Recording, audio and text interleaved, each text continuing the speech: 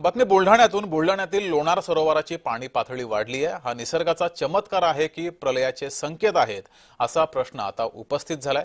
कमळजा देवीच्या मूर्तीपर्यंत पाणी पोहोचलंय। उन्हाळ्यामध्ये एवढं पाणी वाढलंच कसं यामुळे शास्त्रज्ञही चक्रावलेत। 5,70,000 वर्षांपूर्वी उल्कापाताने तयार झालेल्या या सरोवरातून विनाशाची घंटा वाजतीये का असा प्रश्नही उपस्थित झालाय। पावसाळा संपून 6 महिने उलटले आहेत। कडक उन्हाची चाहूल लागतीये। इतर ठिकाणी तलाव आणि धरणांची पाणी पातळी खालावत गेली आहे। लोणार सरोवराची पाणी पातळी मात्र कमी होण्याऐवजी तब्बल 20 फुटांनी वाढली आहे। यामुळे हा सध्या चर्चेचा मुद्दा ठरतोय। देवीच्या मंदिरामध्ये देवीच्या मंदिरातच त्याच्या अक्षरशः देवीच्या तोंडापर्यंत त्या ठिकाणी पाणी गेलेलं आहे आणि म्हणून ह्या अशा प्रकारचे जे अचानक पाण्याची वाढ ही निश्चितच आपल्याला जे काही क्लायमेटिक चेंज होत आहे ते निश्चितच हा एक खूप मोठा धोक्याचा संकेत आपल्याला या ठिकाणी या वाढत्या पाण्याच्या निमित्तानं आपल्याला दिला जातोय आणि म्हणून याच्यावरती आपण निश्चित हे काही क्लायमेटिक चेंज होत आहे हे कशा प्रकारे नियंत्रणात आणण्यासाठी इकोसिस्टीम कशा प्रकारे आपल्याला योग्य प्रकारे ठेवता येईल यावरती निश्चित आपल्याला या अनुषंगाने विचार करण्याची गरज आहे। तुमची जी आस्था आहे आमची कमळजाई त्यांचं जे मंदिर हे पाणी पातळी वाढल्यामुळे बुडते ते बुडू नये यासाठी आम्ही सर्व तरुणांनी एकत्र येऊन शहरात साखळी उपोषणाच्या माध्यमातून उपोषण चालवलं होतं। ते उपोषण गेले अनेक दिवस चाललं। त्यापूर्वीला आम्ही गेले 28 जानेवारीला लोणार शहर बंदची पुकार दिली होती। तोही बंद हे बऱ्यापैकी हे झालं। हे सगळं वाढल्यामुळं आमच्याकडे येणारे जे टुरिस्ट आहे ते कमी होत आहेत आणि ते टुरिस्ट कमी झाल्यामुळं आमच्या शहराचं अर्थकारण हे आमची जी अर्थव्यवस्था आहे ती पूर्णपणे विस्कळीत होते। अधिक माहिती घेऊया। आपले प्रतिनिधी प्रफुल्ल खंडरे आपल्या सोबत जोडेल। प्रफुल्ल, दिवसभरात नेमकं याचं कारण समोर आलेलं आहे का? 20 फुटानं पाणी पातळी वाढलेली आहे, नेमकं कारण काय आलंय समोर? जगदीश, अत्यंत विचित्र संपूर्ण हा प्रकार आहे। सातत्यानं लोणार सरोवराकडे गेल्या अनेक वर्षांमध्ये दुर्लक्ष झालंय। पर्यटन असेल, वैज्ञानिक दृष्टिकोनातून असेल किंवा मग धार्मिक दृष्टिकोनातून या सर्वच बाबीतून लोणार सरोवराकडे आतापर्यंत दुर्लक्ष झालंय। गेल्या पावसाळ्यामध्ये प्रचंड प्रमाणामध्ये लोणारमध्ये पाऊस झाला, त्यानंतर काही सांडपाणी आणि कालव्याच्या माध्यमातून पाणी जे आहे ते या सरोवरामध्ये शिरलं। मात्र पावसाळा संपून तब्बल 6 महिने झालेत। उन्हाळ्याची चाहूल लागली एवढंच नाही, एरवी तर उकाळा देखील आपल्याला सध्या पाहायला मिळतोय। सर्वसाधारण पद्धतीनं इतर ठिकाणी जर आपण माहिती घेतली तर तलाव असेल किंवा धरण असेल यांची पाणी पातळी ते आपल्याला कमी होताना या उन्हाळ्यामध्ये पाहायला मिळते। मात्र लोणार सरोवराच्या बाबतीत मात्र नेमकं उलटे घडताना पाहायला मिळते।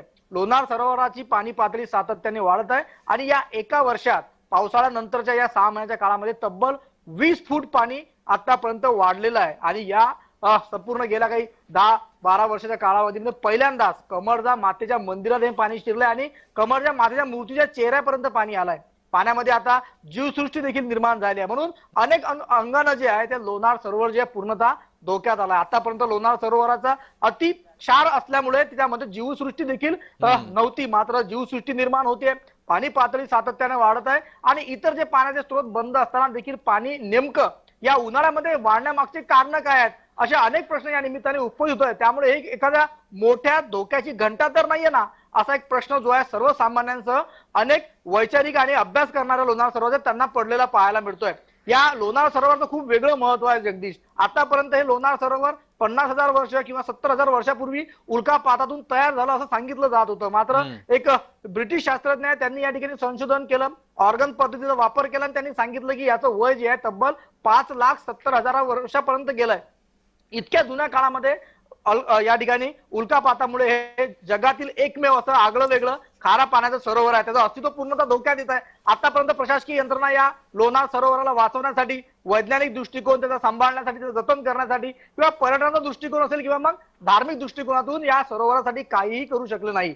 मात्र आता अशा पद्धतीनं लोणार सरोवराचं जर का पाणी वाढत असेल तर निसर्ग आपल्याला काही सूचना देतोय का, काही इशारा देतोय का याकडे देखील गांभीर्यानं पाहायला गेलं प्रफुल्ल, पाहिजे। संशोधकांनी या संदर्भात काही संशोधन केलेलं आहे का? त्यांचं नेमकं कारण काय आहे? किंवा तुम्ही म्हटल्याप्रमाणे 10-12 वर्षापूर्वी सुद्धा असं पाणी वाढलं होतं, तेव्हा नेमकं कारण काय होतं आणि आता संशोधकांचं नेमकं म्हणणं काय आहे?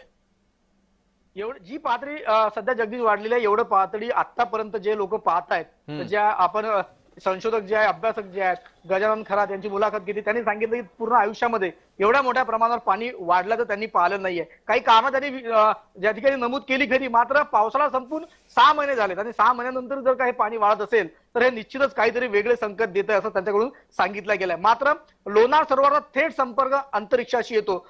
मंगळावरच्या पाण्याचा आपण जो माती जी आहे त्या मातीचा संबंध आपण या लोणार सरोवराशी लावतो. अनेक जगभरातील संशोधक जे आहे या लोणार सरोवराकडे अभ्यासाच्या दृष्टिकोनातून, संशोधनाच्या दृष्टिकोनातून पाहत असतात आणि या वैज्ञानिक दृष्टिकोनासोबतच या लोणार सरोवराचं पर्यटनाच्या दृष्टिकोनातून आणि धार्मिक दृष्टिकोनातून सुद्धा महत्व खूप वेगळं आहे. अनेक संस्कृती जी आहे या लोणार सरोवराने पाहिलेल्या आहे. मात्र प्रफुल्ल, तुम्ही अभ्यासकांसोबत बातचीत केली तेव्हा त्यांनी काय नेमक्या शक्यता सांगितल्यात?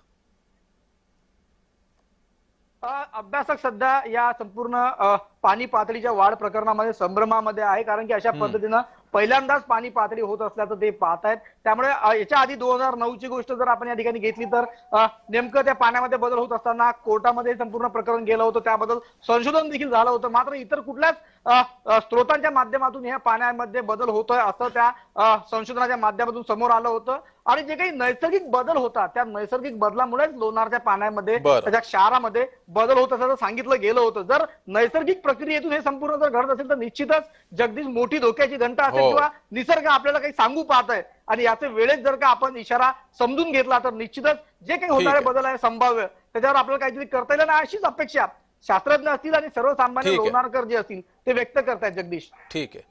तर पुढच्या काही दिवसांमध्ये याचे संकेत समोर येतील. प्रफुल्ल, धन्यवाद दिलेल्या या माहितीबद्दल.